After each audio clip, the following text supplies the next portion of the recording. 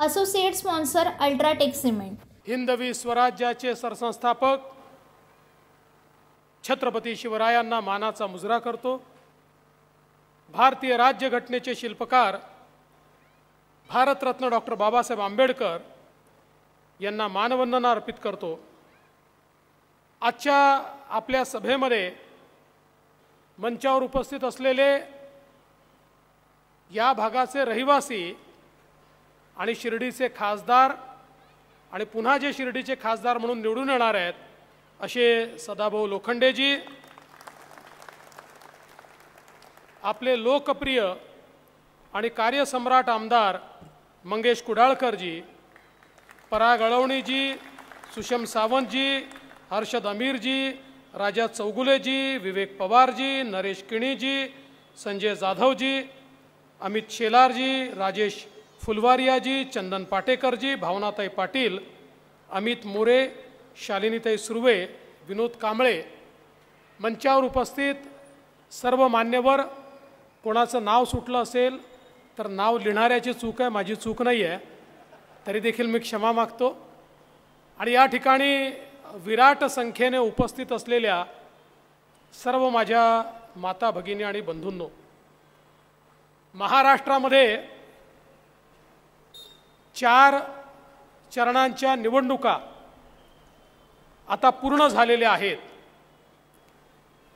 आणि शेवट हा 20 तारखेला होणार आहे। आणि शेवटच्या टप्प्यामध्ये मुंबईच्या निवडणुका या ठिकाणी आहेत। पहिल्यांदा तर मी तुम्हाला या ठिकाणी खुशखबरी देऊ इच्छितो की पहिल्या 4 चरणातच आपण महाविकास आघाडी आणि इंडिया आघाडीचा सुपडा साफ केला आहे आणि अभूतपूर्व विजयाकडे आपली वाटचाल या ठिकाणी चाललेली आहे। आज मंगेशजींच्या नेतृत्वात या ठिकाणी ही आपली सभा आयोजित झाली आणि खऱ्या अर्थानं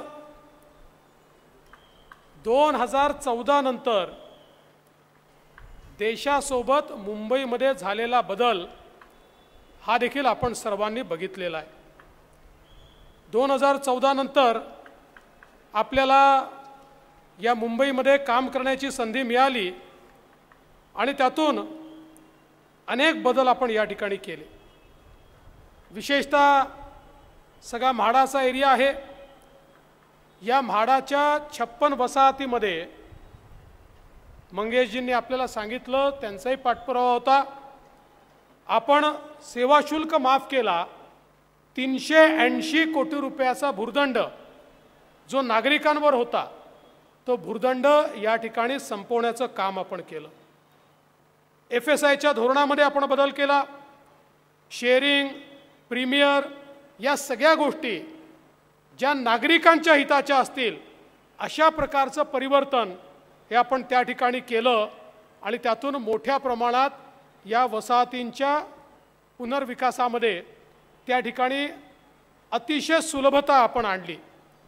जवळजवळ आपल्याला कल्पना आहे की एकीकडे म्हाडाच्या पुनर्विकासाच्या संदर्भात ज्या गोष्टी सुलभतेने करता येतील, जे अडचण होते ते अडथळे आपण दूर केले। अनेक ठिकाणी प्रायव्हेट बिल्डरमुळे काही वसाहतीचा विकास अडला होता, त्याच्यामध्ये आपण बदल केला आणि बदल करत असताना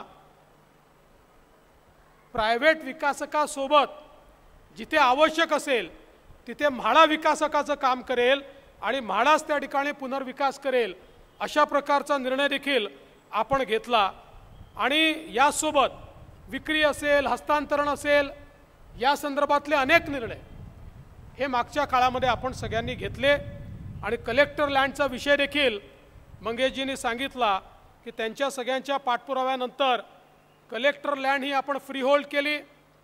15% पहिले प्रीमियम ठेवला होता तर तो 10%वर आणला आणि या माध्यमातून आपला प्रयत्न काय आहे, सामान्य मुंबईकराला घर मिळालं पाहिजे, आपला प्रयत्न आहे। आज बंधू भगिनींनो, वर्षानुवर्ष ज्यांनी मुंबईवर राज्य केलं माझा त्यांना सवाल आहे, 25-25 वर्ष मुंबईवर राज्य केल्यानंतर देखील सामान्य मुंबईकराच्या घराचा प्रश्न तुम्ही का सोडवू शकले नाहीत? त्याच्या जीवनामध्ये का परिवर्तन तुम्ही आणू शकले नाहीत? आज म्हाडामध्ये मोठ्या प्रमाणात पुनर्विकास आपण सुरू केला आणि त्यासोबत मुंबईमध्ये स्वयं पुनर्विकास आपण सुरू केला की ज्याच्या माध्यमातून या मुंबईमध्ये लोकांना बिल्डराच्या घशात जाण्याच्या ऐवजी स्वतःचा विकास करता येईल. आणि मला सांगताना आनंद वाटतो, 16,000 प्रपोजल आपल्याला प्राप्त झाले आहेत आणि मुंबईतला सामान्य माणूस या स्वयं पुनर्विकासाच्या माध्यमातून स्वतःचं घर या ठिकाणी मिळवतोय. जवळपास मुंबईतल्या 14,000 सेस बिल्डिंगचा पुनर्विकास आपण त्या ठिकाणी करण्याच्या संदर्भात कायदा केला, राष्ट्रपतीकडनं कायदा मंजूर करून आणला. आज त्याही संदर्भात लोकांना स्वतःचं घर मिळेल अशा प्रकारची व्यवस्था ही आपण त्या ठिकाणी सुरू केली आहे. मी हे सगळं याकरता सांगतोय की 2014ला देशामध्ये मोदीजींचं सरकार आलं आणि महाराष्ट्रामध्ये तुमच्या आशीर्वादाने महायुतीचं सरकार आलं. आधी मला आणि आता एकनाथराव शिंदेजींना या ठिकाणी आपण नेतृत्व करण्याची संधी दिली. जेव्हा सामान्यांचा विचार करणारे लोक सत्तेवर येतात तर कसे पटापट निर्णय होतात हे या मुंबईमध्ये आज आपण पाहतोय. एक बदलणारी मुंबई आपण पाहतोय. या मुंबईमध्ये 2014 नंतर मेट्रोचं नेटवर्क आपण उभं केलं. या मुंबईमध्ये मोदीजींच्या आशीर्वादानं कोस्टल रोड असेल, अटल सेतू असेल, यासारख्या अनेक योजना आपण या ठिकाणी केल्या. मुंबईमधलं सांडपाणी जे थेट समुद्रात जायचं, ज्याच्यावर प्रक्रिया होत नव्हती, त्या सांडपाण्यावर प्रक्रिया करण्याकरता आज मुंबईमध्ये 25,000 कोटी रुपयाच्या एसटीपीचं काम आपण सुरू केलं. या ठिकाणी मुंबईमध्ये सर्वसामान्यांच्या जीवनामध्ये कुठेतरी स्थिरता यावी या संदर्भात मोठ्या प्रमाणात कार्यक्रम या मुंबईमध्ये आपण केले. कारण मोदीजींचं सरकार आपल्या पाठीशी होतं आणि म्हणून हे परिवर्तन आज मुंबईमध्ये आपल्याला पाहायला मिळतं आहे. आणि म्हणून तुम्हाला हे सांगायला आलो आहे, ही साधी निवडणूक नाही आहे, ही गल्लीची निवडणूक नाही आहे, ही दिल्लीची निवडणूक आहे. या निवडणुकीमध्ये आपल्याला देशाचा प्रधानमंत्री निवडायचा आहे, देशाचा पंतप्रधान निवडायचा आहे. आपण पाहू शकतो या निवडणुकीमध्ये महाभारतासारखी स्थिती आपल्याला पाहायला मिळते आहे. एकीकडे आपल्याला पाहायला मिळतं आहे पांडवांची सेना आहे, दुसरीकडे कौरवांची सेना आहे. पांडवांच्या सेनेसोबत देखील अनेक राजे आहेत, कौरवांच्या सेनेसोबत देखील अनेक राजे आहेत. बंधू भगिनींनो, आता 20 तारखेला आपल्याला फैसला करायचा आहे आणि हा फैसला शस्त्रास्त्रांनी करायचा नाही आहे. हा जो फैसला आपल्याला या ठिकाणी करायचा आहे तो सगळा फैसला आपल्याला खऱ्या अर्थानं आपल्या मतांच्या माध्यमातून करायचा आहे. एकीकडे विकास पुरुष असलेले आपले लाडके नेते विश्वगौरव नरेंद्र मोदीजी आहेत आणि मोदीजींच्या सोबत बाळासाहेबांचा विचार सांगणारे आणि श्रद्धेय बाळासाहेबांच्या विचारावर चालणाऱ्या एकनाथराव शिंदेजींची शिवसेना आहे, अजित पवारांची एनसीपी आहे, राज ठाकरेंची मनसे आहे, आठवले साहेबांची रिपाई आहे, पिरिप आहे, रयत क्रांती आहे, जनसुराज्य आहे, पांडवांची सेना सज्ज आहे. दुसरीकडे कोण आहे? दुसरीकडे राहुल गांधी आहेत. काय? मी नाही म्हटलं, तुम्ही म्हणताय. मी नाही म्हटलंय, तुम्ही म्हणताय. आणि त्यांच्यासोबत शरद पवार साहेब आहेत, उद्धव ठाकरे साहेब आहेत. 24 पक्षाची खिचडी त्यांनी मिळून तयार केली आहे. मी म्हटलं काय हरकत नाही, आमचं ठरलंय, आमचं सरकार येणार आहे, आमचे प्रधानमंत्री मोदीजी आहेत. तुम्ही एवढंच सांगा तुमचे नेते कोण आहेत. यदा कदाचित चुकून तुम्हाला जनतेने निवडून दिलं तर तुमचा प्रधानमंत्री पदाचा उमेदवार कोण आहे ते सांगू शकत नाही. त्यांच्याकडे उमेदवारच नाही. मग सकाळी 9 वाजता जे पोपटलाल येतात ना, पोपटलालांना विचारलं सांगा तुमचा उमेदवार कोण, ते म्हणाले खूप आहे आमच्याकडे. म्हणाले कोण ते तर सांगा, एक कोणीतरी सांगा. म्हणाले एक कशाला, आम्ही 5 वर्षात 5 पंतप्रधान बनवू. मी म्हटलं खूप चांगलं आहे, पण पहिला पंतप्रधान कसा बनवाल. मग माझ्या लक्षात आलं हे काय करणार आहे, एक मध्ये खुर्ची ठेवणार आहे. आपण संगीत खुर्चीचा खेळ खेळायचो ना, तशा खुर्चीच्या बाजूला हे 24 नेते गोल गोल गोल रिंगण करतील आणि म्युझिक बंद झालं की जो पहिला बसला तो पहिला पंतप्रधान, जो दुसरा बसला तो दुसरा पंतप्रधान. अरे या मूर्खांना सांगा, घंटा खुर्चीचा खेळ नाही चाललेला. या देशाचा नेता आपल्याला निवडायचा आहे. तुमच्या परिवाराचा प्रमुख नाही, तुमच्या उद्योगाचा प्रमुख नाही, तुमचा सीएमडी नाही. या देशाच्या सामान्य माणसाच्या आशा आकांक्षा पूर्ण करू शकेल असा नेता निवडण्याकरता ही निवडणूक आहे. बंधू भगिनींनो, आज आपण पाहू शकतो या ठिकाणी मोदीजींच्या नेतृत्वात आपली विकासाची गाडी आहे, विकासाची मेट्रो आहे. आपल्या विकासाचं इंजिन हे मोदीजी आहेत आणि त्याला अनेक पक्षांचे डब्बे लागले आहेत. आणि आपल्या विकासाच्या गाडीमध्ये दीन दलित गोर गरीब आदिवासी शेतकरी शेतमजूर महिला अल्पसंख्याक भटके विमुक्त ओबीसी सगळ्यांना बसण्याची जागा आहे. सगळ्यांना बसवून सबका साथ सबका विकास म्हणत या ठिकाणी आपली ट्रेन पुढे जाते. तिकडे हालत काय आहे, तिकडे फक्त इंजिनच आहे. म्हणजे मनसेचं नाही, ते आपल्यासोबत आहे. तिकडे फक्त इंजिनच आहे, डब्बे नाहीच आहेत. त्यांना विचारलं की इंजिन तुमचं कोण, डब्बे कोण. तिकडे राहुल गांधी म्हणतात मी इंजिन आहे, शरद पवार म्हणतात मी इंजिन आहे, उद्धव ठाकरे म्हणतात मी इंजिन आहे, लालूजीचा पोरगा म्हणतो मी इंजिन आहे, मुलायम सिंगाचा पोरगा म्हणतो मी इंजिन आहे, ममता बॅनर्जी म्हणते मी इंजिन आहे, स्टॅलिन म्हणतो मी इंजिन आहे. तिकडे डब्बे नाहीच आहे. आणि बंधू भगिनींनो, इंजिनमध्ये बसायला सामान्य माणसाला जागा असते का. इंजिनमध्ये फक्त ड्रायव्हर बसतो. त्यांचं इंजिन कसं आहे, राहुल गांधींच्या इंजिनमध्ये फक्त आणि फक्त सोनियाजी आणि प्रियंकाजींकरता जागा आहे. उद्धव ठाकरेंच्या इंजिनमध्ये फक्त आदित्य ठाकरेंकरता जागा आहे. आणि शरद पवारांच्या इंजिनमध्ये फक्त सुप्रिया सुळेंकरता जागा आहे. तुमच्याकरता त्यांच्या इंजिनमध्ये जागा नाही आहे. पण ज्या क्षणी तुम्ही ॲडव्होकेट उज्ज्वल निकम यांच्या कमळाची बटन दाबाल, या उत्तर मध्य मुंबईचा जी आपली बोगी आहे ती तुम्हाला सगळ्यांना घेऊन थेट मोदीजींच्या इंजिनला लागेल आणि मग आपल्या या बोगीला कोणीही थांबवू शकणार नाही. आज आपण पाहू शकतो मोदीजींनी 10 वर्षात काय चमत्कार केलाय. 10 वर्षामध्ये देशामध्ये 25 कोटी लोकांना गरिबीतनं मोदीजींनी बाहेर काढलं.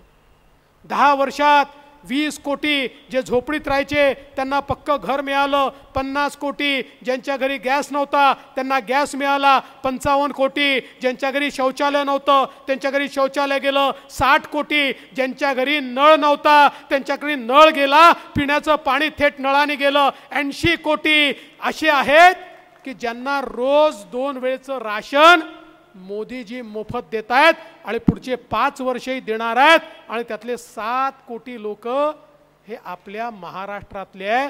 हे मोदीजींनी केलं आहे. 64 कोटी लोक असे आहेत आमचे तरुण आहेत की ज्यांना मोदीजींनी 10 लाखापर्यंत मुद्राचं लोन दिलं, बिना तारण आणि बिना गॅरंटर दिलं. कोणी पूर्वी त्या ठिकाणी बँकेत गेला तर त्याला विचारायचे तारण ठेवायला काही आहे का, गॅरंटर आहे का, कोणी सरकारी माणूस तुमची गॅरंटी घेईल का, तर तुम्हाला लोन मिळेल. मोदीजींनी सांगितलं या सगळ्यांची गॅरंटी मी घेतो. 64 कोटी लोकांना लोन मिळालं. आज ते आपल्या पायावर या देशामध्ये उभे आहेत. आणि मला सांगताना आनंद वाटतो यामध्ये 50% जास्त मुली आणि महिला आहेत की ज्यांना मुद्राचं लोन मिळालं आहे. आणि आता पुढच्या काळामध्ये मोदीजी 10 लाखाच्या ऐवजी 20 लाखाचं लोन बिना तारणाचं आणि बिना गॅरंटरचं देणार आहेत.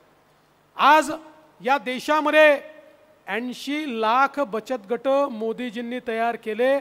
8 लाख कोटी रुपये त्याला दिले. 10 कोटी महिलांना त्या माध्यमातून रोजगार मिळाला आहे. आणि आता त्यातल्या 3 कोटी महिला लखपती होत आहेत आणि पुढच्या काळात 10 कोटी महिला लखपती होणार आहेत. बंधू भगिनींनो, आपण बघितलं असेल अनुसूचित जातीच्या तरुणांना उद्योजक बनवण्याकरता मोदीजींनी स्टँडअप सारखी योजना आणली. लाखो उद्योजक अनुसूचित जातीचे आज देशात मोदीजींनी तयार केले. अनुसूचित जमातीकरता आदिवासींकरता 24,000 कोटी रुपयाची योजना आणली. आणि आमचे पारंपरिक व्यावसायिक असतील, 12 बरुददार असतील, लोहार सोनार सुतार असतील, आमचे त्या ठिकाणी केस कापणारे नावी असतील, शिंपी असतील, अशा प्रकारचे जे पारंपरिक व्यावसायिक आहेत यांच्याकरता मोदीजींनी विश्वकर्मा नावाची योजना आणली. 14,000 कोटी रुपये त्यांना दिले आणि त्या माध्यमातून त्यांना प्रशिक्षण मिळालं पाहिजे. त्यांच्या धंद्यामध्ये आधुनिकता आणता आली पाहिजे, नवीन तंत्रज्ञान आलं पाहिजे, त्यांच्या पुढच्या पिढ्यांचं प्रशिक्षण मिळालं पाहिजे, त्यांना त्या ठिकाणी वित्त व्यवस्था मिळाली पाहिजे. म्हणून 14,000 कोटी रुपये मोदीजींनी दिले.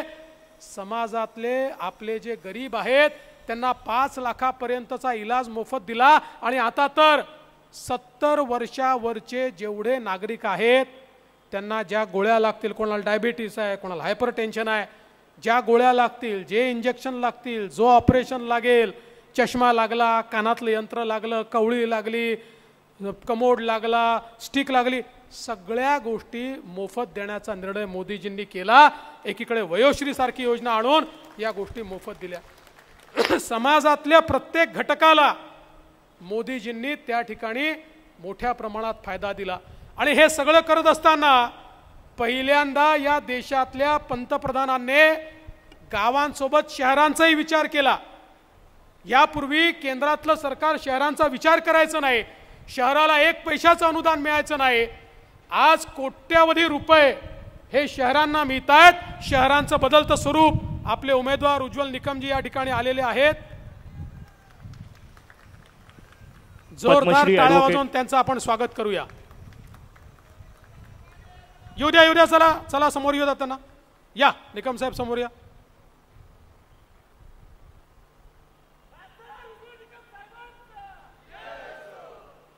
जोरदार टाळ्या वाजवून जनतेचे वकील असलेले उज्ज्वल निकम साहेब यांचा जोरदार स्वागत आपण सगळे करा. आणि म्हणून बंधू भगिनींनो, पहिल्यांदा केंद्रातल्या सरकारने शहरांचा विचार केला. शहरामध्ये सांडपाण्याची व्यवस्था, शहरामध्ये रस्त्यांची व्यवस्था, शहरामध्ये मेट्रो, शहरामध्ये इलेक्ट्रिक बसेस, शहरातलं ट्रान्सपोर्टेशन, घनकचऱ्याचं व्यवस्थापन, या प्रत्येक गोष्टीकरता केंद्र सरकारने मोठ्या प्रमाणात पैसा दिला. आज माझा सवाल आहे, मुंबईचा 14 ते 24 बदललेला चेहरा आपण बघितला, हा चेहरा पूर्वी का बदलू शकला नाही?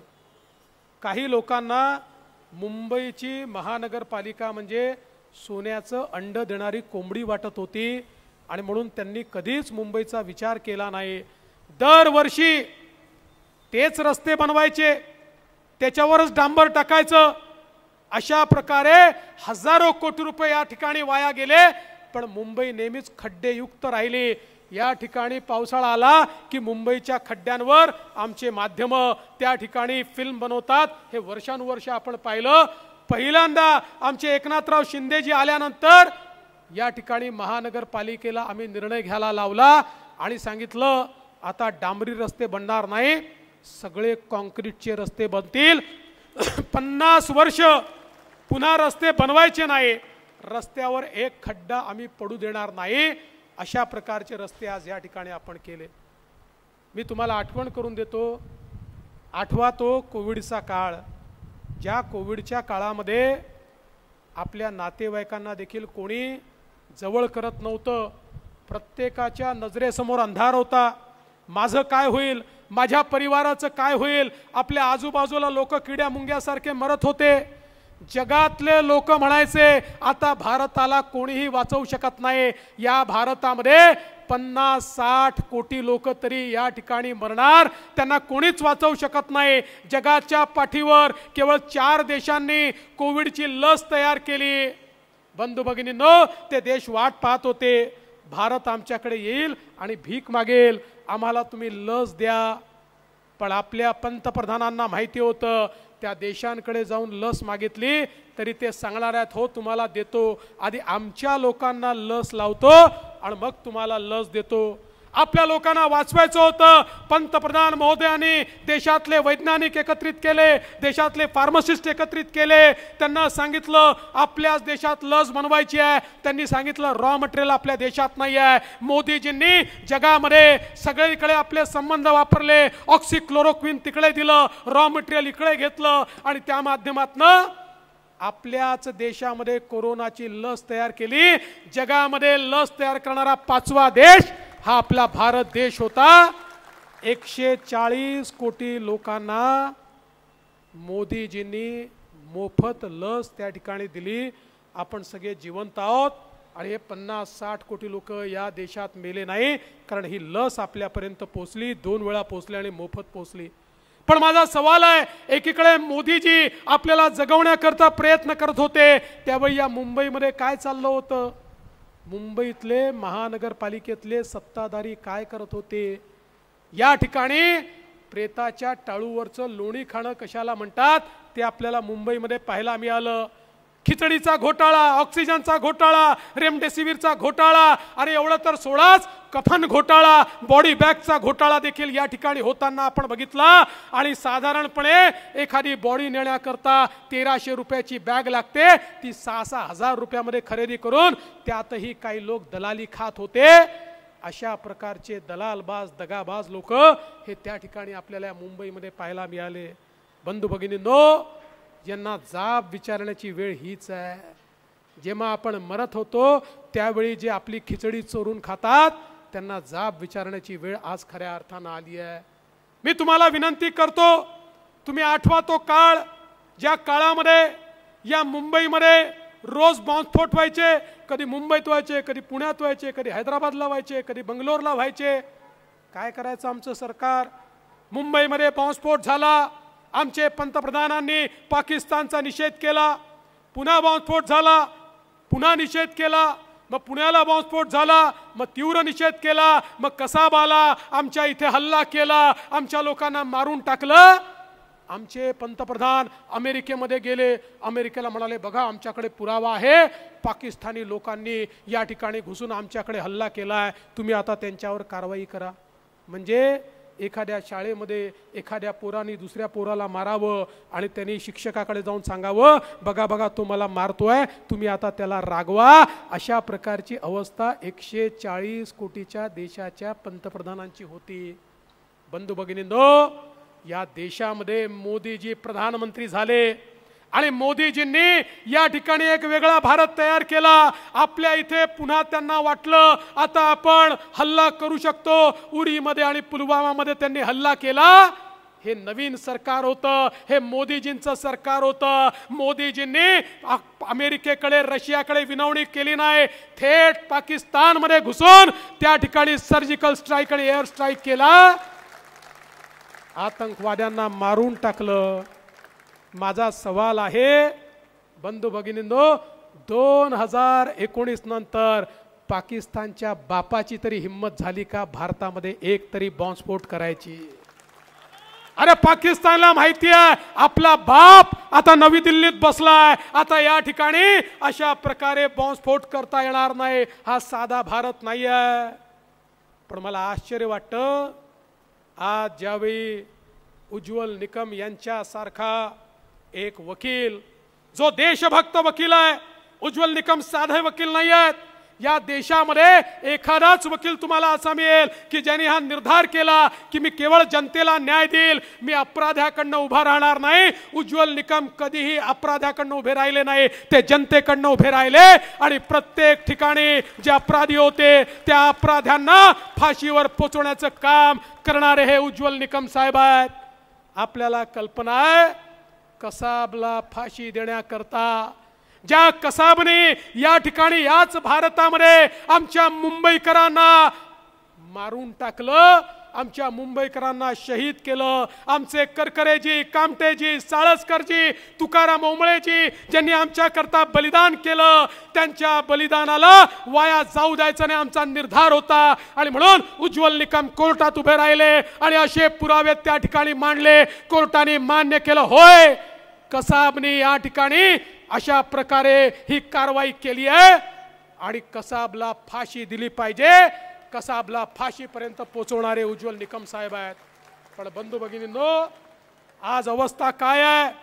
आज अवस्था अशी आहे, काँग्रेसचे नेते म्हणतात करकरे यांचा मृत्यू कसाबच्या गोळीने झालाच नाही.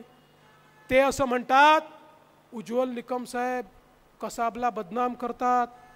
म्हणजे यांना कोणाच्या बदनामीची चिंता आहे? कसाबच्या बदनामीची चिंता आहे. बंधू भगिनींनो, कोर्टाने मान्य केलं, पाकिस्तानने स्वतः मान्य केलं, आंतरराष्ट्रीय समुदायाने मान्य केलं. 2008 ते 2014 या देशामध्ये आणि महाराष्ट्रामध्ये काँग्रेसचं सरकार होतं आणि आता यांना आठवतं आहे करकरे साहेबांना त्या ठिकाणी कसाबनी मारलं नाही. अरे नालायकांनो, राजकारण करायचं तेवढं करा, पण किमान शहीदांवर तर प्रश्नचिन्ह लावू नका. ज्यांनी तुमच्याकरता बलिदान दिलं त्यांना अपमानित करण्याचं काम या ठिकाणी होत आहे. अरे उज्ज्वल निकम साहेबांचं मी अभिनंदन करेन. त्यांनी केवळ या ठिकाणी कसाबला फाशी मिळावी एवढ्यापुरतं नाही, हा संपूर्ण षडयंत्र काय होतं याचा पर्दाफाश केला. त्याकरता अमेरिकेत गेले, डेव्हिड हेडलीची साक्ष त्या ठिकाणी मिळवली, पाकिस्तानातनं सबूत मिळवले आणि हे सगळं तयार करून शेवटी आंतरराष्ट्रीय पटलावर जगाला भारताच्या पाठीशी उभं रावलं आणि जगाने सांगितलं हो आम्ही भारताच्या पाठीशी आहोत आणि पाकिस्तान आतंकवादी देश आहे. हे सगळं करत असताना माननीय मोदीजींच्या पाठीशी कायदेशीर ताकद म्हणून कोणी उभं राहिलं असेल तर ते उज्ज्वल निकम साहेब राहिले. आज अवस्था अशी आहे, कांग्रेस का पंजा अजमल कसाब के साथ और महायुति उज्ज्वल निकम के साथ. यांना कसाबची चिंता आहे, आम्हाला भारताची चिंता आहे. आणि म्हणून बंधू भगिनींनो, तुम्हाला एवढीच विनंती करण्याकरता आलो आहे, देशाकरता लढणारा अशा प्रकारचा एक वकील आज आपल्याला उमेदवार म्हणून मिळाले आहेत. मी तर माननीय मोदीजींचे, आमच्या सगळ्या वरिष्ठांचे आणि महायुतीच्या नेत्यांचे आभार मानेन की त्यांनी उज्ज्वल निकम यांच्यासारखा उमेदवार, एक राष्ट्रभक्त अशा प्रकारचा उमेदवार आम्हाला दिला. आणि आता कुर्ला असेल किंवा उत्तर मध्य मुंबई असेल, आता परीक्षा तुमची आहे. उज्ज्वल निकमांची परीक्षा नाही आहे, आता परीक्षा तुमची आहे. देशभक्तांच्या पाठीशी तुम्ही उभे राहणार आहात की नाही? हा मतदारसंघ देशभक्तांच्या पाठीशी उभा राहणार आहे की नाही याचा निर्णय करण्याची ही वेळ आहे. आणि म्हणून मी तुम्हाला एवढीच विनंती करतो, मंगेशजी, तुम्ही या ठिकाणी काही मागण्या केल्या, मी त्या कागदावर लिहिल्या होत्या, हवेने माझा कागद उडाला, पण कागद उडाला असेल, माझ्या मनात त्या पक्क्या बसलेल्या आहेत. तुम्ही चिंता करू नका, निवडणूक झाल्यानंतर या सगळ्या मागण्या एका बैठकीमध्ये पूर्ण करून देतो आणि तुम्ही या ठिकाणी येऊन सांगू शकाल की या सभेत जे मागितलं ते सगळं मला मिळालं. कारण एकनाथराव शिंदेजी असतील, आम्ही सगळे देणारे आहोत. आमची देना बँक आहे, लेना बँकवाले कोण आहे तुम्हाला माहिती आहे, मी त्याबद्दल तुम्हाला सांगणार नाही. आणि म्हणून तुम्हाला विनंती एवढीच करण्याकरता आलो आहे, या निवडणुकीमध्ये आपलं मतदान भाजपा करता नाही, आपलं मतदान भारता करता करायचं आहे. आपला देश योग्य व्यक्तीच्या हातात द्यायचा आहे. हा देश सुजलाम सुफलाम झाला पाहिजे, हा देश सर्वोत्तम देश झाला पाहिजे. या देशातल्या सामान्य माणसाच्या आशा आकांक्षा पूर्ण झाल्या पाहिजे. माझा आम मुंबईकर हा सुखी झाला पाहिजे, याकरता हे मतदान आहे. आणि हे जर करायचं असेल तर पुन्हा एकदा या देशामध्ये माननीय मोदीजींना आपल्याला निवडून द्यावं लागेल. तुम्ही ज्या क्षणी कमळाची बटन दाबाल तुमचं मत ॲडव्होकेट उज्ज्वल निकमांना मिळेल, पण तुमचे आशीर्वाद थेट नरेंद्र मोदीजींना मिळतील. मोदीजींना पुन्हा तिसऱ्यांदा प्रधानमंत्री करण्याकरता आपलं मत द्या, एवढीच विनंती करतो. आणि माझं बोलणं संपवतो. उज्ज्वल निकम साहेब या ठिकाणी आलेले आहेत, ते आपल्याशी बोलणार आहेत. मला पुढची सभा आहे, त्यामुळे आपण सगळ्यांनी असंच शांतपणे या ठिकाणी बसावं आणि त्यांचं भाषण ऐकावं, एवढीच विनंती करतो आणि माझं बोलणं संपवतो. धन्यवाद.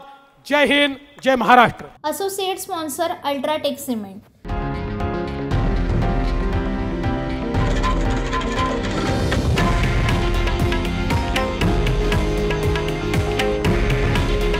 हे आहे देशातील नंबर 1 न्यूज नेटवर्क आणि आपण पाहत आहात TV9 मराठी. काळजी तुमची, हित महाराष्ट्राचं.